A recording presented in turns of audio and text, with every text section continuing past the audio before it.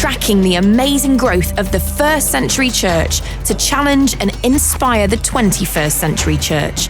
This is Unstoppable Church, Then and Now, recorded on location in Israel, Cyprus, Turkey, Greece, Malta, and Italy.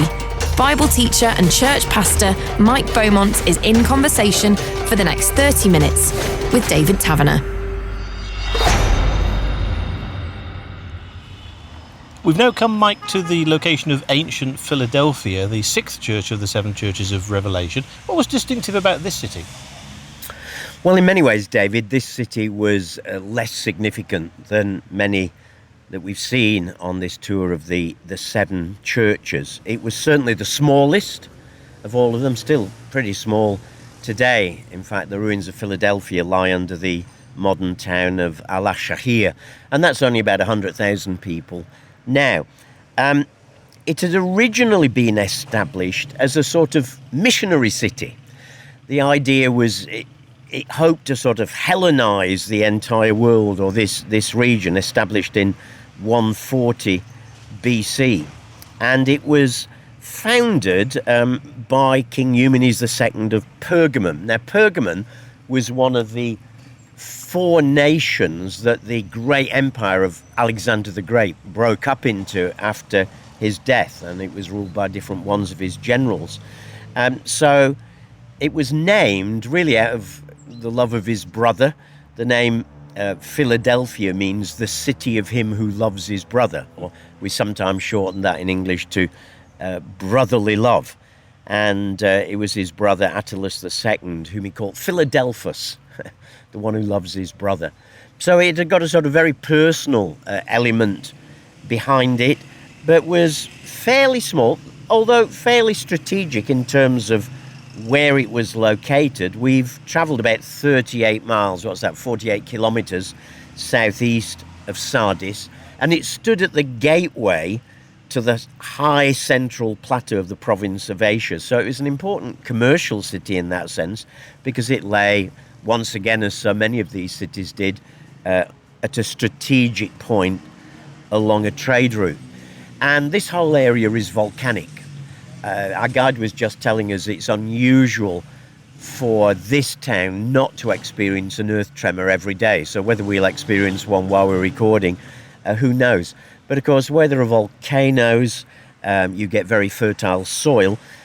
So this was an important sort of crop growing area, a fruit growing area, wine growing area. Until this day, we've been driving here and seeing thousands and thousands of vineyards. And apparently this is one of the biggest producers of raisins in the world today. In terms of religion back then, what was going on? Yeah, well, it had several temples here and was an important religious centre. There were temples to Zeus, the great god, to Artemis, to Helios, the god of the sun, Dionysus, the god of wine, Aphrodite, the god of love. And of course you had to have one to the emperor as well, to keep in well with him. And it had lots of temples. In fact, it had so many temples that it was known as Little Athens. There's not a lot left of the ancient city of Philadelphia by the look of it. We've just had a quick look at what seems to be just a few piles of stones. Yes, there's very, very little indeed. So this modern town of Al-Shahir was built over the old city of Philadelphia. And really, all that's left from the ancient world doesn't even take us back to the time of the apostles. It goes back to the Byzantine period, to the 6th century, and we've just been in the grounds right alongside where we're recording now, into the grounds of the Church of St. John the Theologian, and all that's left of that church are some huge pillars, and really that's it, and a few scattered stones. But from the time of the story that we're following, really virtually nothing at all. Well, it's here somewhere, but it's all buried under the modern city. So let's have a look then at what is said in Revelation about the church back then. Well, why don't we read then? And we're in Revelation chapter 3 and verse 7. And here's the 6th of the 7 letters that the book of Revelation begins with. We've said previously, haven't we, that John has this vision, and an angel tells him to write letters to the angel of each of these churches, the angel either being a guardian angel or the angel representing the leaders of the church who would read these letters to the members of the church. And each of them was written to try and encourage and challenge and provoke the church at a time when it was experiencing particular opposition and outright persecution. So let's read Revelation 3 from verse 7. To the angel of the church in Philadelphia write, these are the words of him who is holy and true, who holds the key of David. What he opens, no one can shut, and what he shuts, no one can open. I know your deeds. See, I have placed before you an open door that no one can shut. I know that you have little strength, yet you've kept my word and have not denied my name. I will make those who are of the synagogue of Satan, who claim to be Jews though they are not, but are liars, I will make them come and fall down at your feet and acknowledge that I have loved you. Since you've kept my command to endure patiently, I will also keep you from the hour of trial that is going to come upon the whole world to test those who live on the earth. I am coming soon. Hold on to what you have, so that no one will take your crown. Him who overcomes, I will make a pillar in the temple of my God. Never again will he leave it. I will write on him the name of my God and the name of the city of my God, the New Jerusalem, which is coming down out of heaven from my God. And I will also write on him my new name. He who has an ear, let him hear what the Spirit says to the churches.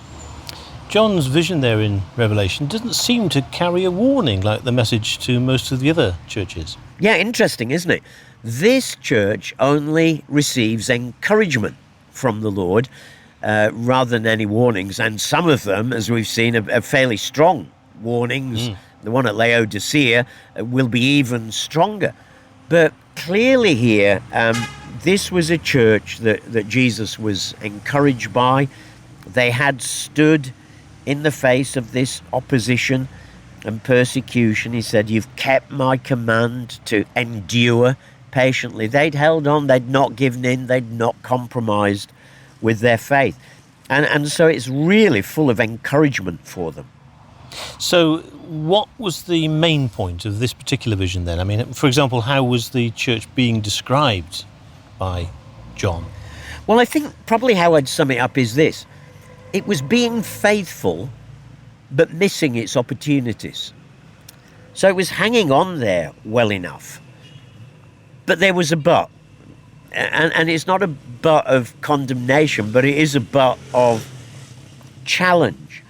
And so we read there, didn't we? These are the words of him who is holy and true, Jesus, holy, true, he is truth, who holds the key of David. That's an image that comes from Isaiah chapter 22 and verse 22. It's a messianic reference to the fact that when Messiah came, he would hold the keys of God to open up the kingdom. Now, what's the encouragement here? Look, Jesus has got all the keys that you need.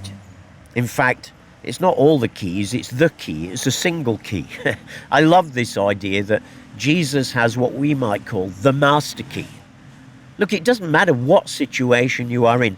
Jesus has a key that can open that door. He has the master key of life. What he opens, no one can shut. What he shuts, no one can open. I know your deeds. See, I've placed before you an open door that no one can shut. So what's that door that he's talking about there? Well, scholars think it could be one of two things, or it may be both of them, of course. The first is absolutely the door of salvation. So as the promised Davidic Messiah, who alone has authority to determine who comes in and who is excluded. Jesus has the key to open up the kingdom of heaven to all who believe. He'd opened it to them. And later on, he talks about the synagogue of Satan. Quite strong words there.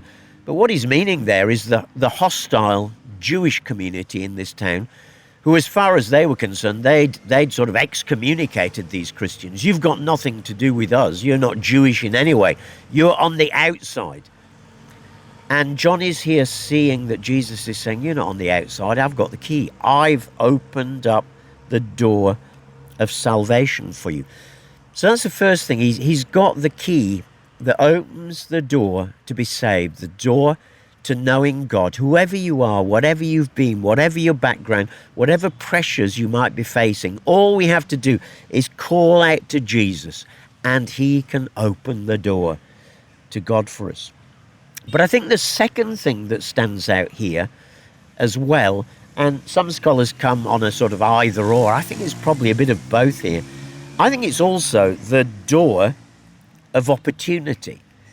Because he says there, I know your deeds. And that's both encouraging. He knows what they've done, but I think he's also seeing where they're missing out on opportunities.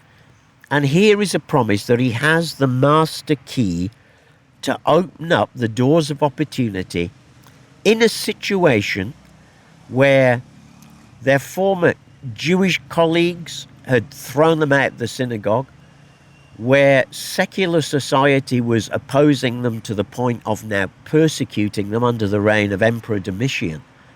And yet, despite all of that, Jesus says there are doors of opportunity here. There might be opposition, but there is opportunity, and I've got the key that can open that up for you. We sometimes use that door language today, doors might open, doors might close, in a slightly glib way. Yeah, almost. It's almost a bit fatalistic, isn't it? Oh, I'm sure a door will open.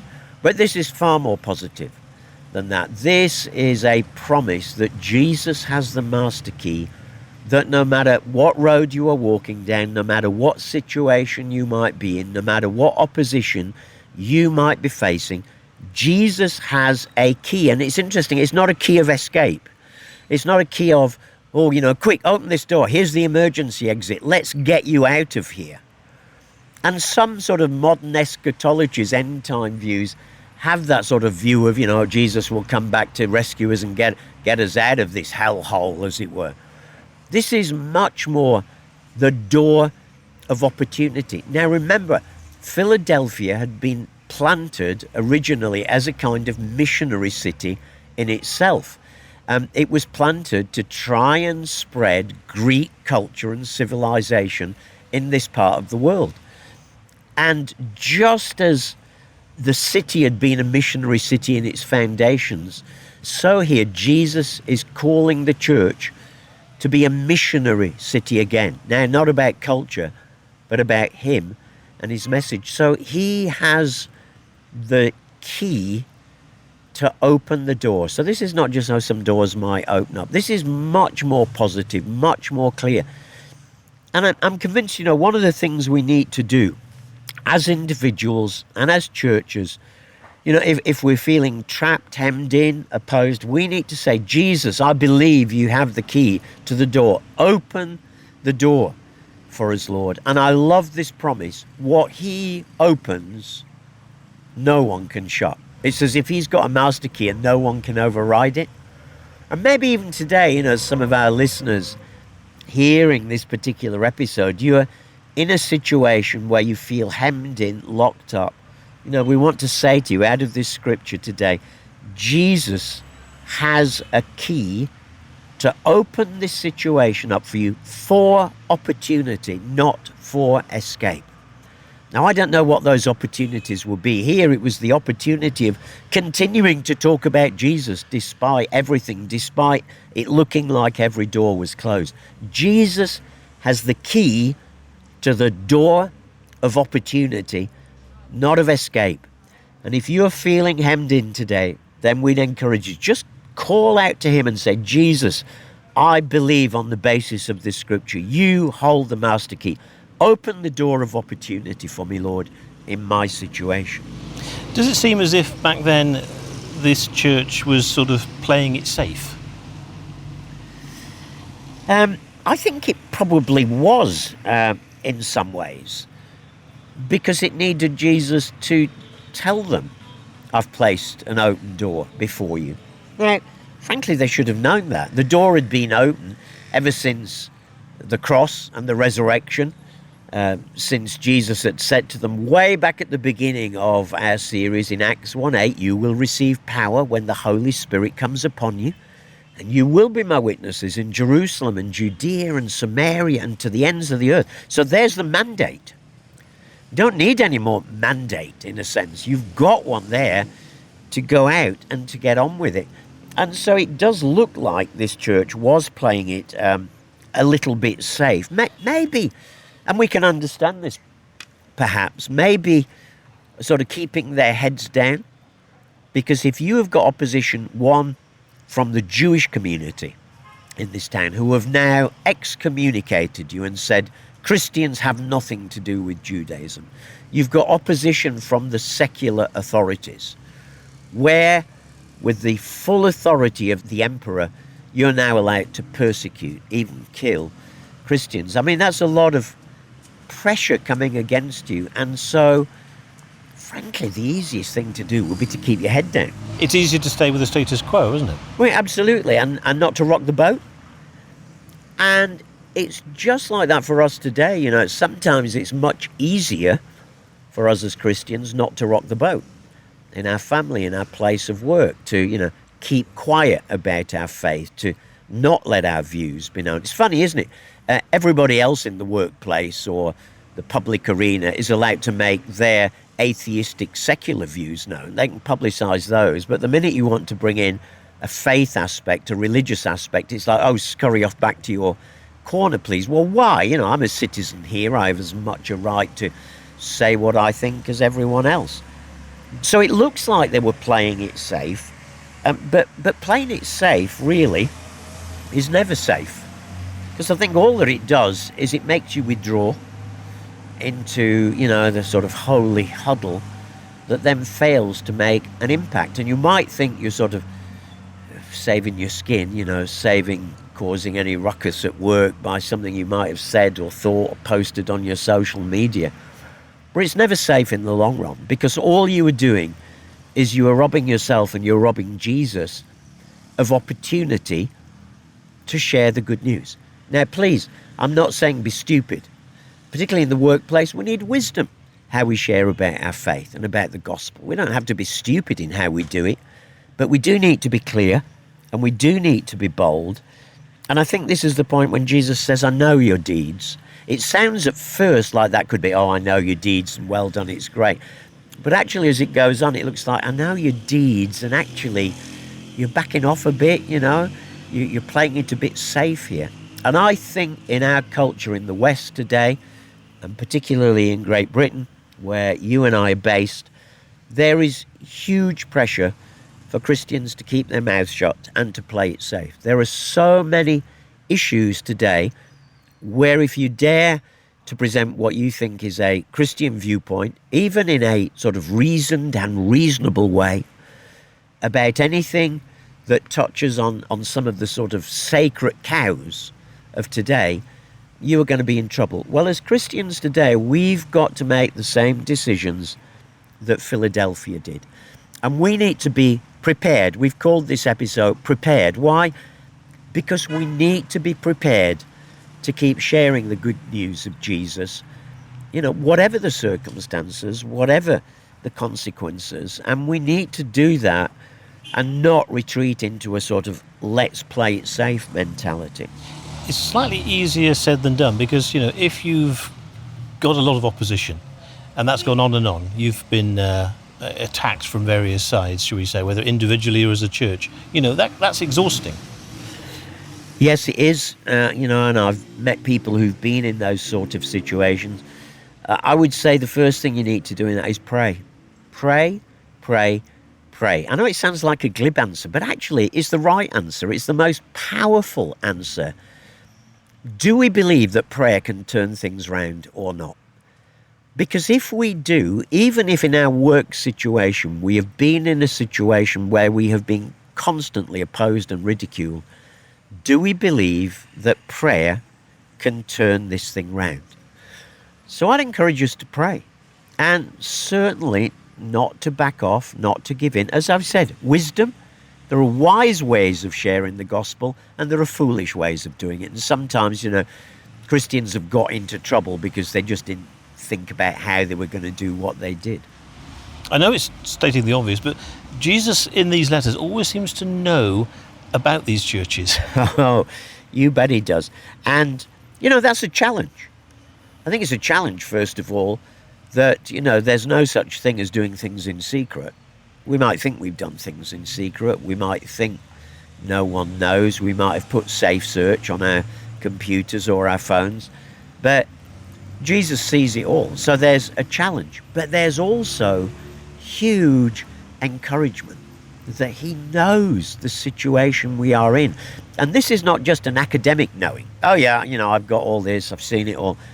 This is a heartfelt knowing. Jesus sees, Jesus knows the situations we are in. He feels for us. The Bible tells us he prays for us. He is interceding in heaven for us. So I find this hugely encouraging that in whatever situation I or the church are in, Jesus knows and Jesus is praying for us. What was the promise then for these Christians back here in ancient Philadelphia? I love this promise. It's a promise that, first, I will keep you from the hour of trial that's going to come upon the whole world soon. I will keep you. That is a wonderful promise. Now, note what he does not say. He does not say, I will rescue you. I will find an emergency exit for you. No, I will keep you. In other words, you still may have to go through the process. I mean, let's face it, we'd all prefer to be rescued, wouldn't it? When I face difficulties, I'm sort of thinking, help, get me out of here, Lord. But that seems rarely to be the Lord's way. I mean, there are some eschatologists, some end-time worldviews today that focus very much about Jesus coming and rescuing Christians from the world before it gets bad. Well, my goodness, it had got bad here. It was far worse here than anything we experience today. But his promise is not, I will rescue you, but I will keep you. And I just want to underline that too, because even as I say that, I just feel like the Holy Spirit would bring that home to some listeners today. Maybe you've been praying, calling out and saying, God, get me out of here, and he hasn't, and you're thinking, why? Well, the answer is he wants to keep you. He wants to preserve you, wants to enable you to stand strong and firm in this situation, just like he did with these Christians here in Philadelphia. Not rescue you, not give you an emergency exit to get out of it. I suppose there's a danger that you miss opportunities when there isn't any urgency or sense of urgency. Oh, I think we do, don't we? I mean, think of, when someone is told you only have 2 years to live. What do? Well, I mean, they're going to use those 2 years to the best of their life, aren't they? They're going to get the bucket list out and go on that cruise they've always wanted to, or whatever it might be. There's nothing like knowing the end is coming to make you consider, what am I giving my time to? And of course, that is one of the things that Jesus goes on to say to this church in verse 11. I am coming soon. Hold on to what you have so that no one will take your crown. So here is this encouragement that he is coming soon, and that encouragement is meant to give a certain urgency to get them back to doing what they did. Now, of course, how soon is soon? Well, there's some of the New Testament letters that talk about how people mocked Christians for saying, you're always saying he's coming soon. But the authors say, don't be deceived, because Jesus will come, and he'll come suddenly and like a thief in the night. So how soon is soon? Will it be in my lifetime? I don't know. There are many Christians who thought it would be, and they've always been proved wrong. But how I like to see this return of Jesus is a bit like this in picture language. We often see the return of Jesus as an end to which we are walking, like, a finishing line. We're doing this walking race and we're walking, we're getting closer. Are we getting close? Oh, yeah, we're getting near. Oh, we're not getting nearer. But the return of Jesus in the New Testament is not so much a line we walk towards as a line we walk on. Imagine there was a line painted here on the ground where we are, and you're walking along that line, and at any moment, as it were, it's as if someone could just give you a little push and you'd fall over to one side, and you are constantly walking along that line. And that's more the picture we get in the New Testament. The return of Jesus is a line that we're constantly walking along. It could happen any moment. And I find that far more helpful, because if it's a line up ahead, is it 10 years away, 100 years away, 1,000 years away? I don't know, but it takes away some of the urgency. If it's almost more like a line I'm walking along, it could be any moment. So he's telling them in light of that, live in the light of the fact that I could come at any moment, make the most of your opportunities, and when I come, okay, you've been going through these trials, but him who overcomes, I will make a pillar in the temple of my God. Now, that was really quite powerful, because this whole area, as we said earlier, is an earthquake zone. I don't think we've felt a tremor yet, have we, during this recording? But a massive earthquake zone, so much so that in New Testament times, many people prefer to live in tents rather than in buildings in this area. But in the church just opposite us, the Church of St. John, all that is left after these mighty earthquakes are two huge pillars. And that's the image that John's thinking of here. Some of these strong, weight-bearing pillars in temples that often were left standing even when an earthquake had been. And Jesus says, do you know what? Stay faithful to me. Stay open to me. Trust in me. Keep serving me. And I'll make you like a pillar. I'll make you like one of these pillars. Everything else around you might be shaken. And the Bible tells us one day everything will be shaken.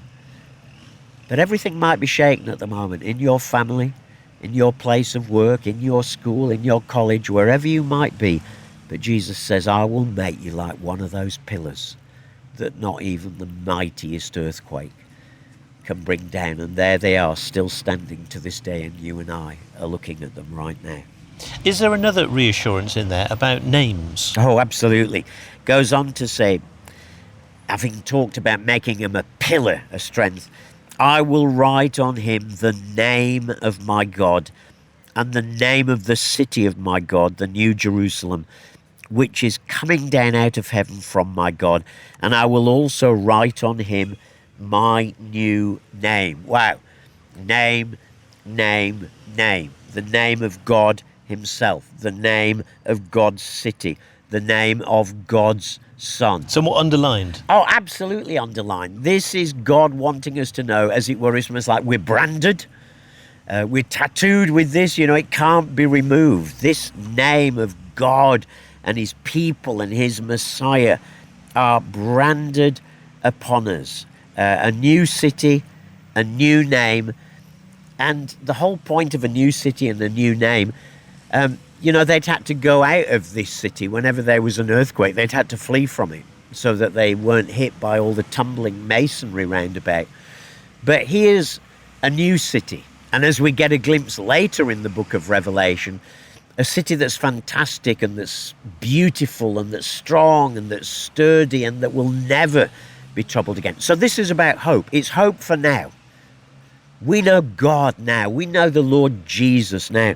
But we also have a hope for the future because we've got the name of this future city, the New Jerusalem. A New Jerusalem that one day is going to come down out of heaven and renew and transform this earth. John will see at the very end of this book of Revelation. As you look at these fairly insignificant ruins that are left now in this modern town, What does it tell you about how the church today needs to be prepared to take every opportunity? Well, life today is very much like life was here. Much easier for Christians to keep their heads down and quietly get on with life. But hey, that's not the vision that Jesus has for his followers, as we've seen throughout this story of the book of Acts. It is a vision of the fire of Jesus so burning in our belly that we cannot help but tell of what we have seen and heard. So I think this church here at Philadelphia encourages us not just to be lovers of one another. You know, church, yes, is a place of brotherly and sisterly love. But that's not enough. We need to be prepared to keep taking the good news of Jesus out with us wherever we go. There is opposition now, as there was then. The opposition perhaps is increasing, and the pressure to keep our heads down is increasing. But I would say playing it safe is never safe. And playing it safe will certainly never bring about unstoppable church in our generation. Mike Beaumont and David Taverner, travelling from Jerusalem to Rome and beyond to track the amazing growth of the first century church and what that means for the unstoppable church of the 21st century. There are more Bible podcasts from Mike and David on the UCB Player app and major podcast platforms. Check out Jesus Then and Now or Bible Books in 30 Minutes.